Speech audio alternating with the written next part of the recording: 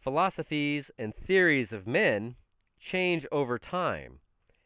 The actual laws of the universe are infinite and eternal. They've been the same from the beginning. Much of the basics are written in most of the biggest lineages, but some of what has been written can still be corrupted by imperfections and limitations of men, and intentionally by abusers when it comes to both translations and maintaining integrity over time. The written documents which have been passed on have been at risk of corruption by politicians. Laws of the universe can also be unwritten. It's a common mistake for any lineage to think they have the have-all, be-all of truth. The fact is, we still don't know what we don't know, so we don't know how much we still have to learn. And as soon as we get into the ego-like attitude, or we think we know it all, we stop learning. Another thing that causes wars is when a group of people think they are better than everyone else, or that they are better than anybody else. To think that they are better. Men and women have struggled to understand this from the beginning. Even Gandhi didn't understand all the laws of peace, and he's one of the greatest icons in all history as a world peace leader. Want to know a little secret, though? While he was in prison, the leader of the minority of his land was betraying him, lying, cheating, stealing, and killing the other group behind his back. And from utter fear of being such a smaller, more vulnerable group, went completely against what Gandhi wanted to see happen with his people. They even used their invalid fear as the excuse for their behavior, and Gandhi bought it. And Gandhi was raised in a household with both Muslim and Hindu teachings, which is unusual because most of the world strongly pressures people to be either one religion or another, but not to integrate them together.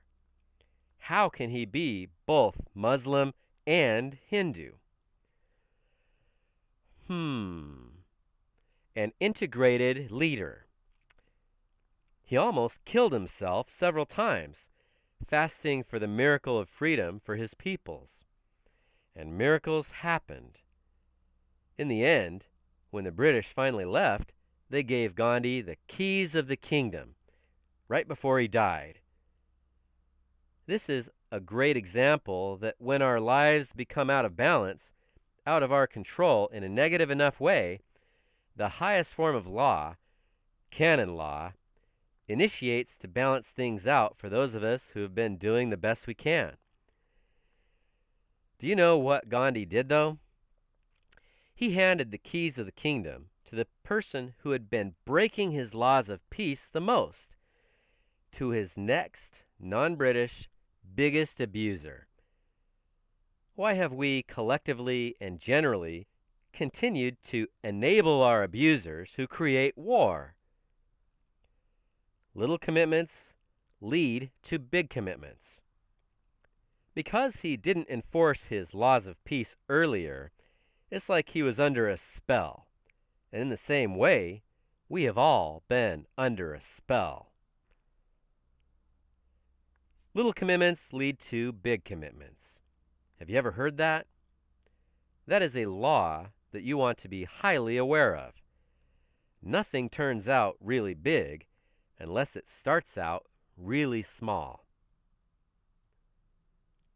What do you think about the alarm that goes off in your car if you don't wear your seatbelt? You know, the little bell that keeps going off in your car. Ding, ding, ding, wear your seatbelt. Conditioning can be used to help people and also hurt people. I personally don't think anyone deserves to have to pay a big fine for not wearing a seatbelt. However ignorant it may be, I've been guilty too. I do think we can shift our paradigms and rules in a positive reward direction. Successful people have no fear of losing. They don't entertain fear. They waste no energy on it. They give no thought to losing. They only focus on winning and go out and win. This thought pattern has been well recognized, and it's time it's adopted by everyone and applied to every area of our lives. It's another law of empowerment. Did you know that education, training, and hypnosis, that they're all the same thing? You have to be careful of little things like that. I'm just saying be aware of it. Everything is hypnosis. I saw a couple of shows Marshall Silver does called The World's Greatest Hypnotist Show. And he deserves some credit for saying education, training, and hypnosis, they're all the same. And everything is hypnosis. And you can use that to empower people or disempowerment. However you use it is up to you. I recommend you do not use it for breaking the laws of peace. Do not use it to manipulate someone because all that comes from lower. Do use it for creating and enforcing your laws of peace. Do use it for empowering people because all that comes from above. Everything we do to empower someone, there are angels from above that help us empower. There are teams of light that are assigned, depending on which area, which talent, whatever we're doing to bless and align people with love and peace. And there are lower teams that help disempower people in the same way. I believe it's absolutely inseparably connected. You can't separate any of this. It's all interconnected. Being stuck under a spell is about being too passive, being a passive person. The gold nugget from our abusers is that they'll finally teach us how to nip it in the butt right up front, how to help them pay the price of their ticket right up front. Otherwise, we teach and train them that it's okay all along, while the price of their ticket becomes higher and higher and may become too high for them to pay. Some people need to be shown where the boundaries are. While they may simply be searching for their boundaries, we may actually be creating the abuse by enabling it and by not being able or willing to show them what the boundaries are. Every effort for positive change takes positive love energy, and we may simply be too lazy to even care, let alone really love. Gandhi was a perfect forgiver. He had a lot of love, too. He loved and forgave, even his abusers, okay? We're all supposed to love and forgive our enemies. But he couldn't do it alone, and we can't either. And to establish peace, I'm telling you now, pull back the veil, it requires a special formula beyond forgiveness alone.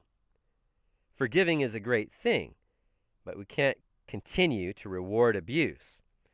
We must teach our abusers that the price of their ticket they must pay is greater than the rewards they hope to gain through the abuse. Either way, it's called behavior modification.